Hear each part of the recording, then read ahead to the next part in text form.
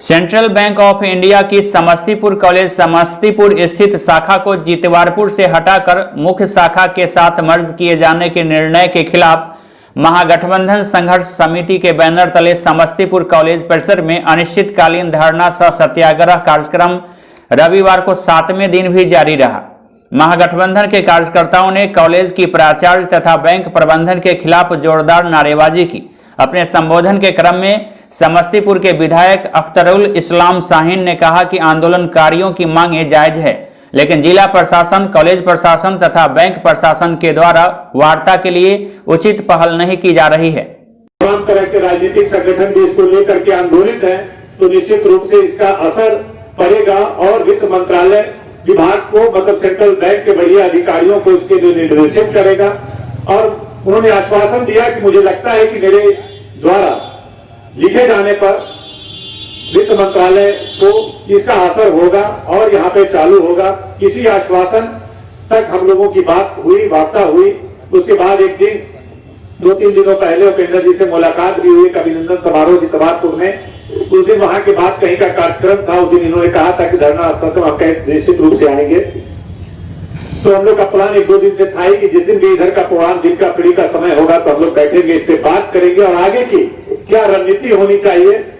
तो मैंने राकेश जी से भी बात किया और लोगों से भी बात किया कि चल के आरएम से बात करना है, किससे बात करना है, एक डिसीजन लीजिए और चल के एक प्रतिनिधिमंडल हम लोग पुनः जरूरत पड़े तो डीएम साहब से पुनः वार्ता करें, पुनः हम लोग आरएम से बात करें और उससे बढ़िया अधिकारी कौन हो सकते हैं उनसे बात किया जाए। क्योंकि ये तानाशाही है कि आप इस तरह से जनता के हक हकूक को अनदेखा करते हुए, उसकी कठिनाइयों, उसकी आसानियों को अनदेखा करके आप यूं ही बैठे बैठे ऑफिस में निर्णय ले लेते हैं। तो ये कहीं से उचित, इस तरह का उचित नहीं है। और इस तरह हम लोग एक जनप्रतिनिधि होने के नाते, तमाम राजनीतिक कार्यकर्ता होने के नाते जनता के साथ जो मनमाने तरीके से जो कार्रवाई किया जाएगा तो मुख्य दर्शक बन के हम लोग यही बैठे रह सकते हैं। हम लोग जो भी उचित कार्रवाई होगा उस पर हम लोग कार्रवाई करेंगे और सेंट्रल बैंक को विवश करेंगे कि वह अपना निर्णय वापस ले। और डीएम साहब ने एक बात और कहा था, क्योंकि मैंने 2 विषय रखा था, एक तो सेंट्रल बैंक का विषय रखा था और उप डाकघर के बारे में भी बात आई थी। दोनों शायद अलग अलग क्षेत्र है। तो डीएम साहब ने आश्वासन दिया था कि वह मेरे अधिकार क्षेत्र में है, वो राज्य सरकार और हमारे क्षेत्र में है, वो तो हम अपने कलम से कर सकते हैं, आदेश दे सकते हैं। तो उन्होंने इतना आश्वासन दिया था कि डाकघर वाला तो मेरे कलम से हो जाएगा और इसके लिए मैंने पत्राचार किया है और वित्त विभाग को लिखा है इस विषय में। तो मैं पुनः एक बात कहूंगा कि पता नहीं कि जो सरकार है, केंद्र की सरकार है, उसी के कंट्रोल में ये तमाम बैंक वगैरह आते हैं। पता नहीं कैसी आर्थिक स्थिति देश की बना लिया है कि तमाम बैंकिंग सेक्टर को भी निजी हाथों में देने की योजना बन रही है। इस तरह की अर्थव्यवस्था देश की चरमराती जा रही है कि तमाम सेक्टरों में बड़े पैमाने पर छटनी किया जा रहा है और उसी का परिणाम है कि बैंकों की संख्या को कम करना, तमाम तरह के जो आपको नजर आ रहा है वह देश के मोदी सरकार के गलत आर्थिक नीतियों के कारण, गलत मंशा के कारण तमाम बैंकिंग सेक्टर को निजी और उद्योगपतियों के हाथ में देने का जो उनका इरादा है, उसी का परिणाम इस तरह का देखने का जो हम लोग का असर मिल रहा है। जो बैंक हटाने की बात हो रही है, ये सब वहीं से जुड़ा हुआ मामला है। लेकिन हम लोग मुख्य दर्शक बने हुए बैठे नहीं रह सकते हैं।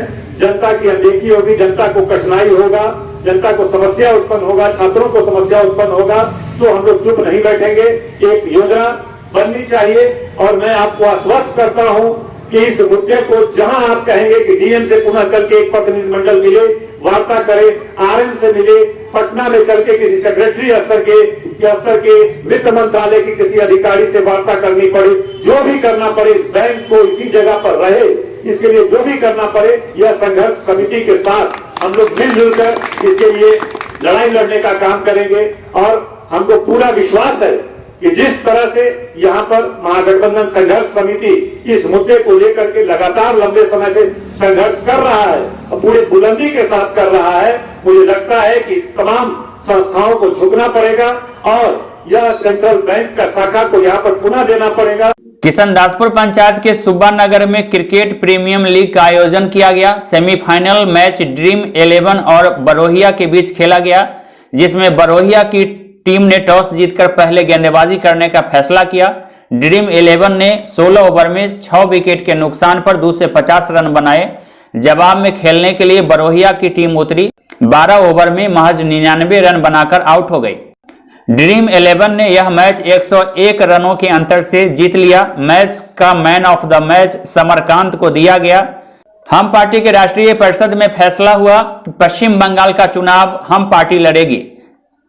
विधानसभा चुनाव के उपरांत हिंदुस्तानी अवाम मोर्चा ने अपने संगठन के मजबूती को लेकर 13 दिसंबर रविवार को पटना में पूर्व मुख्यमंत्री एवं हम के राष्ट्रीय अध्यक्ष जीतन राम मांझी के पटना आवास पर राष्ट्रीय परिषद की बैठक की।